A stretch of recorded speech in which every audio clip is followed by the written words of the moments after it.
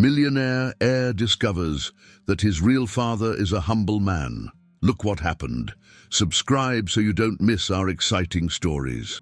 Maxwell Porter stood at the floor-to-ceiling windows of his penthouse office, staring at the Manhattan skyline without really seeing it.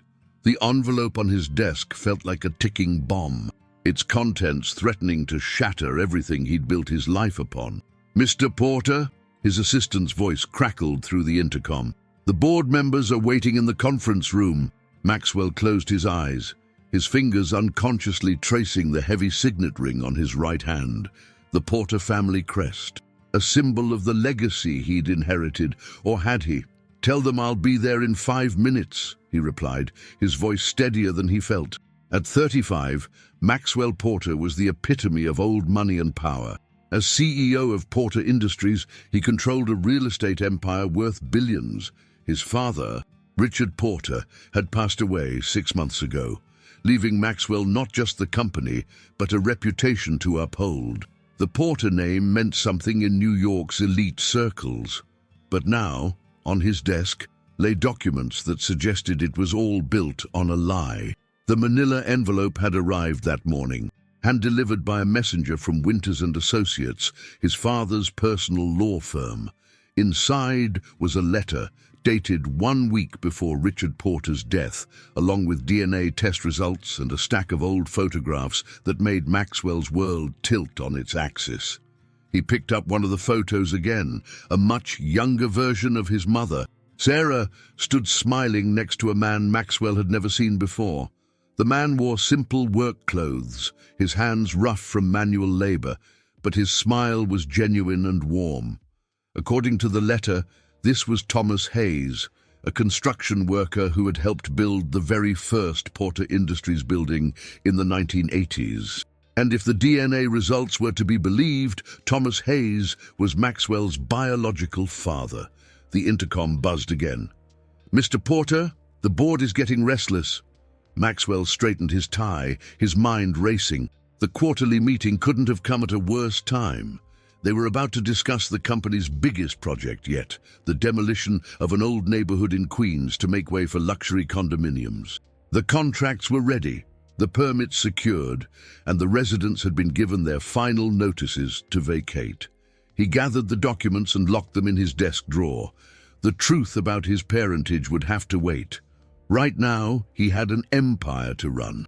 The conference room fell silent as Maxwell entered, his presence commanding immediate attention.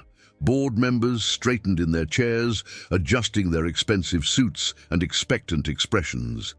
These were men and women who had known him, known his family, for decades. How many of them knew the truth? "Ladies and gentlemen," Maxwell began, his voice carrying the authority of someone born to power, "let's discuss the Queens project." The meeting proceeded as planned, with presentations about profit projections and architectural renderings. Maxwell maintained his composure, playing his role perfectly, even as his mind kept drifting to the photographs in his desk. It wasn't until Trevor Matthews, his head of acquisitions, mentioned a particular holdout in Queens that Maxwell's attention snapped back fully to the present. "There's this one property owner who's becoming a real problem," Trevor said, pulling up an image on the screen. "He's refusing to sell, despite our generous offer. Says the building's been in his family for generations." Maxwell looked up at the screen, and his blood ran cold. The property owner's name was listed as Thomas Hayes Jr., his brother. He had a brother. The revelation hit him like a physical blow, but years of boarding school and corporate training helped him maintain his neutral expression. The universe, it seemed, had a cruel sense of humor. "Have we explored all our options?" Maxwell heard himself ask, his voice distant to his own ears. Trevor nodded eagerly. "We can force the sale through eminent domain. The paperwork's already been filed. We just need your final approval to proceed." Maxwell stared at the screen, at the name that represented a part of his life he'd never known existed. In that moment, the weight of his father's ring felt heavier than ever. "I'll need to review the details personally," he said finally. "Send everything to my office." The board members exchanged glances. This wasn't like Maxwell Porter, who was known for his swift, decisive action, but no one dared question him. After the meeting, Maxwell returned to his office and unlocked the drawer. He spread the contents of the envelope across his desk, the DNA results, the photographs, and his father's letter. The letter was written in Richard Porter's precise handwriting, each word carefully chosen. My son, by the time you read this, I will be gone. The doctors tell me I have weeks at most, and there are truths that must be told. Your mother and I had been trying to conceive for years when she met Thomas Hayes. He was everything I wasn't. Humble, genuine, unafraid of hard work. Their affair was brief, but meaningful. When she told me she was pregnant, I chose to raise you as my own. I gave Thomas money to stay away, threatening to destroy him if he ever came forward. He accepted the deal not for the money, but because he believed you would have a better life as a porter. Perhaps he was right, perhaps not. I've spent 35 years building this empire, grooming you to take my place. But you deserve to know the truth about who you are and where you come from. What you do with this information is up to you. The choice I never gave your mother or Thomas, I give to you. Richard. Maxwell's hand trembled as he set down the letter. All his life, he tried to live up to Richard Porter's expectations, to be worthy of the Porter name. Now he learned it was never his to begin with. And somewhere in Queens, in the very neighborhood his company was about to demolish, lived a brother he never knew he had. The intercom buzzed one final time. Mr. Porter, your car is ready to take you to the site inspection in Queens. Maxwell gathered the documents and stood up, straightening his shoulders. He had decisions to make, but first he needed to see this property for himself. He needed to see the life he might have had, the family he never knew. As his driver navigated through Manhattan traffic toward Queens, Maxwell closed his eyes, remembering the warmth in Thomas Hayes' smile in that old photograph. For the first time in his life, he wondered if he'd been living someone else's dream all along. The car turned onto a quiet street in Queens, and Maxwell opened his eyes to see a world far removed from his Manhattan penthouses and corner offices. Here, small businesses lined the streets, their worn signs and personal touches speaking of years of history and community. And there, at the corner, stood the building that had become the last obstacle to his company's biggest project, his brother's building. The building stood 3 stories tall, its red brick facade weathered but well-maintained. A hand-painted sign above the entrance read, Hayes Family Hardware, serving Queens since 1962. The afternoon sun caught the freshly cleaned windows, where household tools and gardening supplies were artfully displayed. Maxwell's driver opened the car door. Should I wait, sir? Yes, Maxwell replied, adjusting his tie. This won't take long. But as he approached the store's entrance, each step felt heavier than the last. The brass bell above the door chimed as he entered, and the smell of wood, metal, and honest work filled his nostrils. It was nothing like the sterile corporate environments he was used to, yet something about it felt strangely familiar. A middle-aged man stood behind the counter, helping an elderly customer select the right kind of screwdriver. His hands were calloused from work, his smile genuine as he patiently explained the differences between flathead and Phillips head. Maxwell recognized him immediately from the project files. Thomas Hayes Jr., his brother. The resemblance to the man in the old photograph was striking. The same strong jaw, the same kind eyes. Thomas Jr. couldn't have been more than a few years older than Maxwell, but his face showed the marks of a life lived differently. Laugh lines around his eyes, slight roughness to his skin from working with his hands. Maxwell waited near the door, studying the man who shared his blood but none of his privileges. The elderly customer finally made her selection, and Thomas walked her to the door, carrying her purchases despite her protests. "Come back any time, Mrs. Rodriguez," he called after her, "and tell your grandson I can help him with that science project whenever he's ready." Then Thomas turned to Maxwell, and his welcoming smile never wavering. "How can I help you today?" Maxwell's carefully prepared words stuck in his throat. This man had no idea who he was, or rather, who they were to each other. Instead of introducing himself, Maxwell found himself asking, "How long has your family owned this store?" "My grandfather opened it in '62, Thomas replied, pride evident in his voice. "Passed it down to my father, and he passed it to me. We've been here through everything. The blackout of '77, 9/11, Hurricane Sandy. This store's more than just a business, it's part of the community." Maxwell nodded, looking around at the well-organized shelves and the wall of photos behind the counter. 3 generations of the Hayes family serving their neighbors. In one picture, he saw Thomas Hayes Sr. holding a young Thomas Jr., both beaming at the camera. His chest tightened at the sight. "That's why you won't sell," Maxwell said quietly. Thomas's smile faded slightly. "Ah, you're from Porter Industries." "Maxwell Porter," he confirmed, extending his hand. Thomas didn't take it. "With all due respect, Mr. Porter, you're wasting your time. I've already told your people this store isn't for sale, not at any price. Even if that price could set you up for life, provide security for your family." "Family isn't about money, Mr. Porter," Thomas replied, his voice firm but not unkind. "It's about legacy, about the values you pass down. My father taught me that." The words hit Maxwell like a physical blow.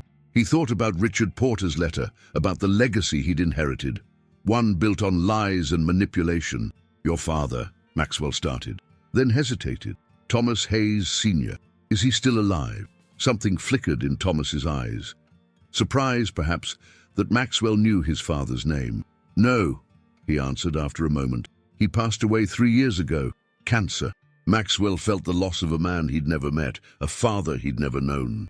3 years ago, he'd been busy closing million-dollar deals while his biological father was dying in Queens. "I'm sorry for your loss," Maxwell said, meaning it more deeply than Thomas could know. "Thank you." Thomas studied him curiously. "You know, you remind me of someone. There's something about your eyes." Before Maxwell could respond, the bell above the door chimed again. A young woman entered, carrying a toddler on her hip. "Tommy!" she called out, then stopped short at the sight of Maxwell in his expensive suit. "Oh, sorry. I didn't mean to interrupt." "It's fine, Sarah," Thomas smiled, his whole face lighting up at the sight of them. "Mr. Porter was just leaving." Sarah, Thomas's wife, Maxwell realized, shifted the toddler to her other hip. The child, a boy of about 2, had the same eyes as Thomas, as Maxwell. "Actually," Maxwell said, unable to tear his gaze from his nephew, "I'd like to discuss something else with you. Privately." Thomas glanced at his wife, then back to Maxwell. "Sarah, could you take Danny upstairs? I'll be there in a few minutes." After they left, Thomas crossed his arms. "What else is there to discuss, Mr. Porter? I've made my position clear." Maxwell reached into his jacket and pulled out the envelope he'd brought from his office. His hands trembled slightly as he removed one of the old photographs. "Do you recognize this man?" he asked, holding out the photo of Thomas Hayes Sr. and Sarah Porter. Thomas took the photograph, his expression changing from confusion to shock. "Where did you get this? This is my father, but the woman—" He looked up sharply. "Who are you, really?" "The woman is my mother, Sarah Porter," Maxwell said quietly. "And according to DNA tests, your father is also mine." The silence that followed was deafening. Thomas stared at the photograph, then at Maxwell, his face a storm of emotions. "That's not possible," he finally said. But his voice lacked conviction. "My father would have told me if I had a brother." "Would he?" Maxwell asked. "If Richard Porter had threatened to destroy him? If he believed staying away would give his other son a better life?" Thomas sank into a nearby chair, the photograph trembling in his hands. "All those years," he whispered. Sometimes he'd get this look, especially around the holidays, like he was carrying something heavy. "I always thought it was about my mother leaving, but I only found out this morning," Maxwell said. "Richard Porter left me a letter explaining everything. He paid your father, our father, to stay away." Thomas's head snapped up, anger flashing in his eyes. "And now what? You find out we're brothers, so you'll stop trying to tear down my store? Is that supposed to make everything okay?" "No," Maxwell replied honestly. "Nothing about this is okay. But I need to understand. I need to know about him, about the life I could have had. The life you could have had? Thomas stood up, his voice rising. You mean the life where you work 60 hours a week to keep a small business afloat? Where you fight against corporations trying to destroy everything your family built? That life? At least it would have been real, Maxwell said quietly. Everything I am, everything I've achieved, it's all built on a lie. Thomas stared at him for a long moment, the anger in his eyes slowly giving way to something more complex. You really didn't know? No. And now I don't know who I am anymore. Maxwell ran a hand through his hair, a rare gesture of vulnerability. I've spent my entire life trying to live up to the Porter name, trying to make Richard proud. But I was never supposed to be a Porter at all. Thomas looked down at the photograph again, at their father's smiling face. Dad never took a day off work, he said finally. Not even when he was sick. Said he had responsibilities, people counting on him. I used to think he just meant the store, the neighborhood. But maybe he was working so hard to make up for what he thought he'd lost with you. The bell chimed again, and both men turned to see another customer entering the store. Thomas quickly wiped his eyes. I need time to process this, he said, handing the photograph back to Maxwell. And I need you to promise that whatever happens between us, it won't affect my store. This isn't just about me. It's about my family, my community. Maxwell took the photo, noticing for the first time how his own hands resembled their father's. I can't make any promises yet, he said honestly. But I need time to figure out what kind of man I want to be. As he turned to leave, Thomas called after him. Maxwell, Dad used to say that a man's true character isn't shown by how he treats people who can help him, but by how he treats people who can't. Maxwell paused at the door, those words echoing in his mind. Thank you, he said softly, and stepped back into the afternoon sun. In his car, heading back to Manhattan, Maxwell stared at the passing buildings without really seeing them. His phone buzzed repeatedly. Emails, messages, meeting reminders, but he ignored them all. For the first time in his life, the empire he'd inherited felt like a burden rather than a blessing.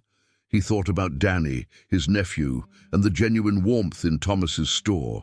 He thought about Richard Porter's cold efficiency and Thomas Hayes Sr.'s warm smile. Two fathers, two legacies, two very different definitions of success. The choice he never gave your mother or Thomas, I give to you. Richard's words from the letter echoed in his mind. But what choice was he really facing?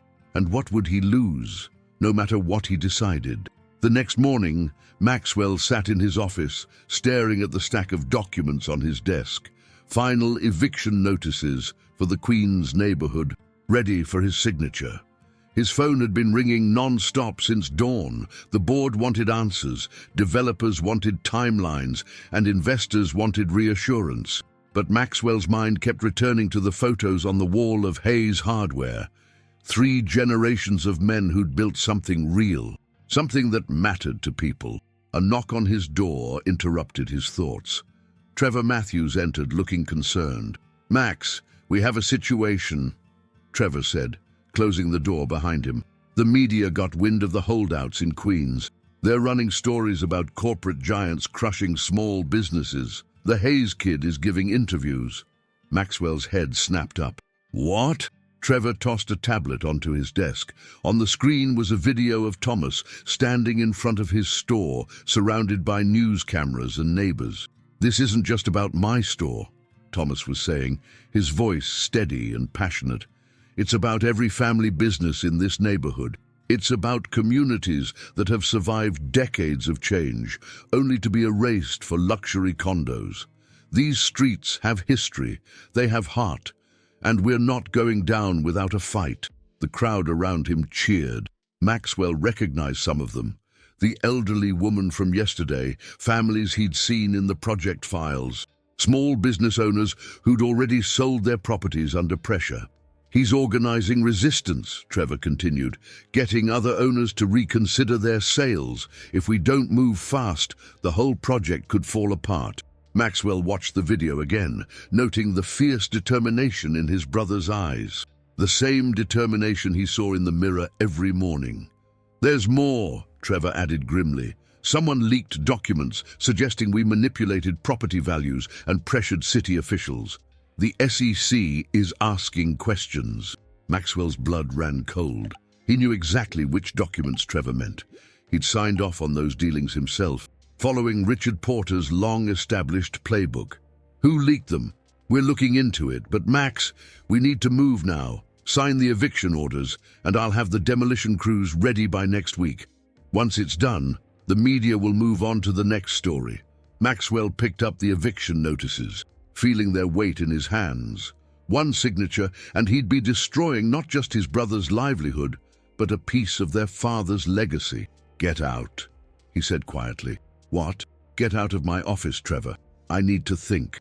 After Trevor left, Maxwell pulled up the company's financial records on his computer.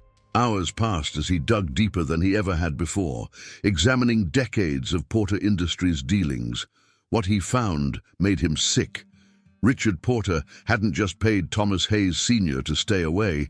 He'd systematically destroyed anyone who stood in his way. Small business owners who refused to sell were crushed by mysterious tax audits. Community leaders who opposed Porter projects found their personal lives exposed in the press. Properties that wouldn't sell suffered convenient accidents or health code violations. It was all there, hidden in careful accounting and shell companies. Richard Porter's true legacy was written in the lives he'd ruined. Maxwell's phone rang again. This time it was his mother. "I saw the news," Sarah Porter said without preamble. "That man in Queens, he looks just like his father." Maxwell closed his eyes. "You knew all along." "Of course I knew." Her voice was tired, heavy with decades of secrets. "I loved Thomas Hayes. He was kind, genuine, everything Richard wasn't.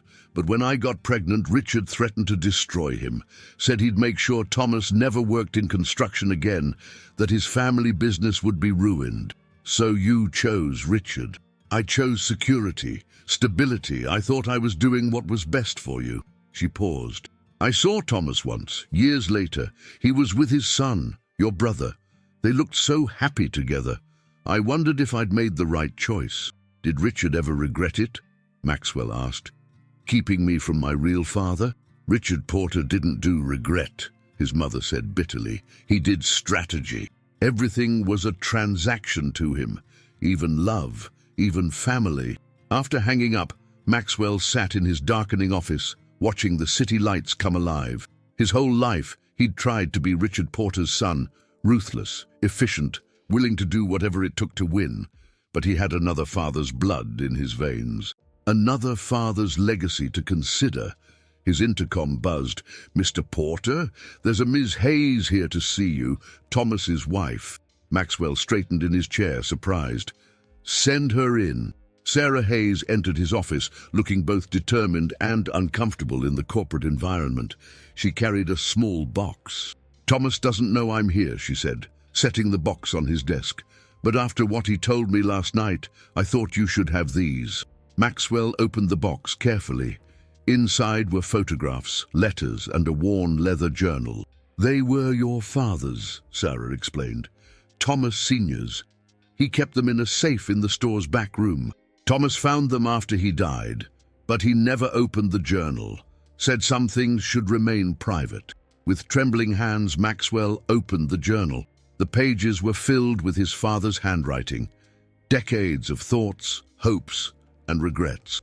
"Read it," Sarah said softly. "Maybe then you'll understand what you're really trying to destroy." She turned to leave, then stopped at the door. "You know, Danny asks about the pictures in the store all the time, wants to know about his grandpa, about where he came from. What should I tell him about his uncle? That you're the man who took away his inheritance, his history, or that you're someone who finally understood what family really means?" After she left, Maxwell began to read. The journal started in 1988, the year after he was born. "Saw my son today. Not Thomas, my other boy, the one I'm not supposed to have. He was at the park with his nanny playing in the sandbox. He has my eyes, my smile. I wanted to go to him to tell him who I am, but I made a promise. The Porters can give him opportunities I never could. Sometimes love means letting go, but God It hurts. Entry after entry chronicled his father's silent vigil. Watching Maxwell grow up from a distance, celebrating his achievements in secret, carrying the weight of his absence like a stone in his heart. The final entry was dated just weeks before Thomas Sr.'s death. The cancer's spreading faster now. The doctors say I have months, but I think they're being generous. Thomas Jr. runs the store better than I ever did. He has my work ethic, but his mother's kindness. I'm proud of the man he's become.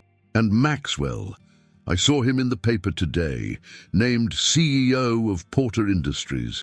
He looks so much like his mother, but there's something of me in him too. I wonder if he's happy, if all the sacrifice was worth it. I've lived with my choices, tried to be a good father to one son while loving another from afar. Maybe that makes me a coward. Maybe it makes me wise, I'll never know. But I dream sometimes of a world where my boys know each other, where the Porter money and the Hayes heart find a way to coexist. It's a foolish dream, perhaps. Yet, I keep hoping. Maxwell closed the journal, his vision blurred with tears. Outside his window, the city sparkled with a million lights, a million stories of love and loss, choices and consequences. His phone buzzed again. Trevor, probably with more urgent news about the project. But for the first time in his life, Maxwell Porter didn't care about deadlines or deals, or the weight of expectations. He had decisions to make, and this time he would make them as his father's son, not Richard Porter's, but Thomas Hayes Sr.'s. The next morning, Maxwell arrived at Porter Industries headquarters earlier than usual. The building was quiet, empty except for cleaning staff and security. He walked past the elaborate Porter Industries logo in the lobby, seeing it through new eyes, a monument to ambition built on broken promises and crushed dreams. In his office, he spent hours drafting emails, making calls, and preparing documents. By the time his assistant arrived, he had a clear plan. "Cancel my meetings for the day," he instructed, "and call an emergency board meeting for tomorrow morning. All members must attend in person." "But sir, the Queen's project timeline. We'll have to wait, this is more important." He drove to Queen's, his father's journal sitting on the passenger seat. Hayes Hardware was already open, the morning sun reflecting off the freshly swept sidewalk. Inside, Thomas was helping a young couple choose paint colors. Maxwell waited, watching his brother work. Thomas was patient, knowledgeable, treating the couple's small project with the same importance he might give to a major contractor. When they left, satisfied with their purchase and Thomas's detailed advice, Maxwell stepped forward. "We need to talk," he said. "Ooh." Thomas looked tired, the strain of the past few days evident in his face. "About what? The media coverage, the protests, or have you found more family secrets to share?" "About Dad's journal." Maxwell placed it on the counter between them. "Your wife brought it to me yesterday." Thomas stared at the worn leather book, his expression unreadable. "Sarah went to see you. She thought I needed to understand what I was really fighting against." Maxwell opened the journal to a marked page. "Did you know he used to watch me? All those years he'd find ways to be near. School events, sports games, even my college graduation. Always at a distance, always in silence." Thomas gripped the counter, his knuckles white. "I found the journal after he died, never read it. Couldn't bring myself to. He loved us both, Thomas, differently but completely, and he had a dream." Maxwell took a deep breath. "A dream I think we can make real." "What are you talking about?" "I'm calling an emergency board meeting tomorrow. I'm going to stop the Queen's project." Thomas looked up sharply. "Just like that? What about your investors, your board?" "They won't like it. Some will try to stop me, but I'm still CEO and I've spent all morning finding leverage I can use." Maxwell managed a small smile. "Turns out Richard Porter wasn't the only one who kept detailed records." "And what then?" Thomas asked, skepticism clear in his voice. "You stop the project, save the neighborhood, and everything's forgiven. We become one big, happy family." "No," Maxwell said quietly. "Then the real work begins. I've had my lawyers drafting new proposals all morning. Instead of demolishing this neighborhood, Porter Industries is going to invest in it. Low-interest loans for small businesses, grants for building improvements, real community development, not just gentrification. Why? Because Dad was right. The Porter money and the Hayes heart need to find a way to coexist. Maxwell met his brother's eyes. I want to partner with you, Thomas. Not just as brothers, but as businessmen. Your understanding of community, my resources. We could build something meaningful together. Thomas was silent for a long moment, processing. And what happens when your board votes you out? They might try. But I've learned from both our fathers, Richard's strategic mind and Thomas Sr.'s determination. I've spent the last 12 hours securing allies, gathering evidence of past misconduct, preparing for war if necessary. Maxwell's voice hardened. I'm a Porter by name, but I'm a Hayes by blood. And I'm done destroying things that matter. The bell above the door chimed, and Sarah entered with Danny. The toddler immediately ran to his father, who scooped him up automatically, still watching Maxwell. I heard you two talking, Sarah said softly. I'm sorry I went behind your back, Thomas, but... No, Thomas interrupted, holding his son closer. You were right. This affects all of us. He looked at Maxwell. If we do this, and that's a big if, we do it right. No shortcuts, no Porter Industries tricks. We build something honest. Agreed, Maxwell said firmly, starting with the truth. He turned to Sarah. You asked what you should tell Danny about his uncle. Tell him I'm the man who finally learned what family means, who chose to build rather than destroy. Sarah's eyes filled with tears, and she nodded. Uncle Max, Danny suddenly exclaimed, reaching out with chubby hands. The simple words, spoken with a child's innocent acceptance, broke something open in Maxwell's chest. Thomas, after a moment's hesitation, let his son reach out to his uncle. Maxwell took Danny carefully, marveling at how natural it felt. Hey, buddy, he said softly, his voice thick with emotion. You know, Thomas said, watching them, Dad used to say that a business is only as good as the people it serves. That profit without purpose is just greed with a fancy name. He was right, Maxwell replied. About that and so many other things. He looked around the store, seeing not just a building to be saved, but a legacy to be honored. So, brother, are you ready to help me change how Porter Industries does business? Thomas studied him for a long moment, then slowly nodded. On one condition, we rename the Queen's Project. Instead of Porter Plaza or whatever corporate name you had planned, we call it Hayes Commons. For Dad, Maxwell felt tears prick his eyes. He'd like that. Later that evening, as the sun set over Queens, the Hayes hardware store stayed open late. Inside, two brothers sat surrounded by old photographs and newer dreams, planning a future their father had only dared to imagine. Danny played on the floor between them, unaware that he was witnessing the merger of two legacies, the power of Porter ambition and the strength of Hayes values. Outside, the neighborhood continued its usual evening rhythm, unaware that tomorrow would bring announcements that would change everything. But inside that small hardware store, change had already begun. The Porter Industries boardroom crackled with tension the next morning. Board members shifted uneasily in their leather chairs, exchanging worried glances as Maxwell stood at the head of the table, his brother Thomas quietly taking a seat near the back of the room. Ladies and gentlemen, Maxwell began, his voice steady and clear, what I'm about to share will fundamentally change the direction of this company. For the next hour, Maxwell laid out his plan. The Queen's Project would be completely reimagined as Hayes Commons, not a luxury development that would displace families, but a community revitalization project that would preserve and enhance what already existed. This is absurd, Trevor Matthews interrupted, his face red with anger. We've invested millions in the current plan. The shareholders will see better long-term returns from sustainable community development than from another soulless luxury complex. Maxwell countered. He clicked to the next slide, displaying financial projections. These numbers show the potential for steady, ethical growth through community partnership rather than displacement. And who exactly helped develop these proposals? Trevor demanded, glaring at Thomas. My brother did, Maxwell said firmly.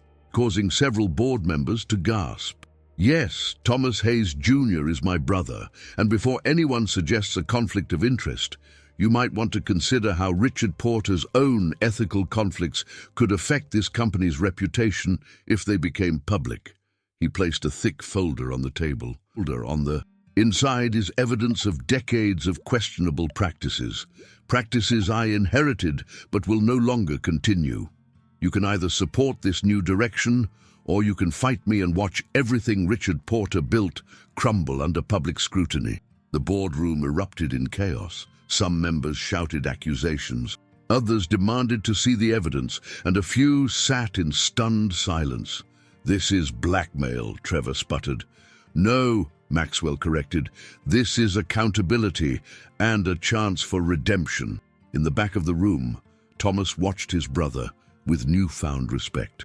Maxwell had the same quiet strength their father had shown, the ability to stand firm for what was right, regardless of the cost. The debate raged for hours.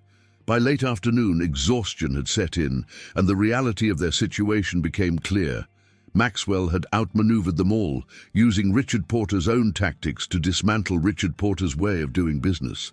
The vote wasn't unanimous, but it was decisive. Hayes Commons would proceed as Maxwell proposed, with Thomas as a key partner in the development. As the board members filed out, some resigned, others cautiously optimistic, Trevor lingered. "You're not the man I thought you were, Maxwell," he said, his tone somewhere between accusation and admiration. "No," Maxwell agreed. "I'm becoming the man I was always meant to be." The months that followed brought dramatic changes to both the company and the neighborhood. Hayes Hardware became the centerpiece of Hayes Commons, its historic facade preserved, while the building was expanded to include a community center on its upper floors. Other local businesses received support to modernize their operations while maintaining their character. Maxwell and Thomas worked side by side, each bringing their unique strengths to the project. Where Maxwell saw numbers and opportunities, Thomas saw people and possibilities. Together, they created something neither could have achieved alone. 1 year later, on the anniversary of Thomas Hayes Sr.'s death, the brothers stood in front of Hayes Hardware, preparing to unveil a memorial plaque. The street was packed with community members, journalists, and even some converted Porter Industries executives. Danny, now 3, sat on Thomas's shoulders, playing with his father's hair, while Sarah watched proudly. Maxwell's mother, Sarah, stood quietly to the side, tears in her eyes as she looked at her sons together at last. "Today," Maxwell addressed the crowd, "we honor a man who understood that true success isn't measured in dollars, but in lives touched and communities strengthened. My father, our father, Thomas Hayes Sr., built more than just a hardware store. He built a legacy of integrity, service, and love." He turned to Thomas, who nodded encouragingly. "A year ago, I thought I knew what success looked like. I thought it was about power, about winning at any cost. But standing here today, I understand what Dad always knew, that real success is about building things that last, about leaving the world better than you found it." Maxwell unveiled the plaque, which bore not just Thomas Hayes Sr.'s name, but also his favorite saying, "A man's true character isn't shown by how he treats people who can help him, but by how he treats people who can't." After the ceremony, as the crowd mingled and celebrated, Maxwell found himself behind the counter of Hayes Hardware, watching Thomas teach Danny how to use the cash register. The store smelled of wood and metal, of history and possibility. He would be proud. "You know," Sarah said, joining him behind the counter, "both of you, but especially you, Maxwell, it takes more courage to change than to stay the same." Maxwell nodded, thinking of the journal that now sat in a place of honor in the store's office. "I keep wondering what he would think of all this. If this is what he meant when he wrote about his dreams for us."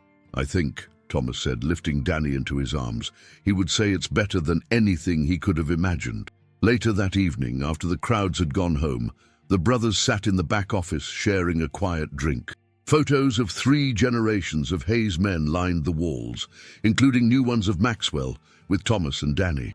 "You know," Thomas said thoughtfully, Dad used to say that every tool in this store could either build something or tear it down. It all depended on the hands that held it. Like Porter Industries, Maxwell replied. Same company, different hands, different purpose. Different legacy, Thomas agreed, raising his glass. To Dad. To Dad, Maxwell echoed, and to the future we're building. Outside, the lights of Hayes Commons illuminated the neighborhood their father had loved. Inside, two brothers who had once been strangers continued the work of building something lasting. Not just buildings or businesses, but bridges between worlds their father had been forced to keep apart. And somewhere, Thomas Hayes Sr.'s dream of seeing his sons together, combining the best of both their inheritances, had finally come true. What would you do if you discovered your entire life was built on a lie? That's exactly what happened to Maxwell Porter. From ruthless CEO to a man discovering his true legacy, this story reminds us that it's never too late to change. What did you think about Maxwell's transformation? Was he right to risk everything for family and community? Would you have made the same choices? Remember when Thomas said, "A man's true character isn't shown by how he treats people who can help him, but by how he treats people who can't." How do you think this quote shaped the entire story? Share your thoughts in the comments below. Let us know what moment in the story touched you the most. Do you think Maxwell made the right choice? What would you have done in his position? If you enjoyed this story about family, redemption, and the true meaning of success, don't forget to subscribe to our channel. We share powerful stories like this every week. Click the video on screen now to watch another moving story about unlikely family bonds and second chances. And remember, sometimes the greatest wealth isn't in our bank accounts, but in the connections we make and the lives we touch. Turn on notifications to never miss our next story. Your support means the world to us. Stay tuned for next week's story. You won't want to miss it.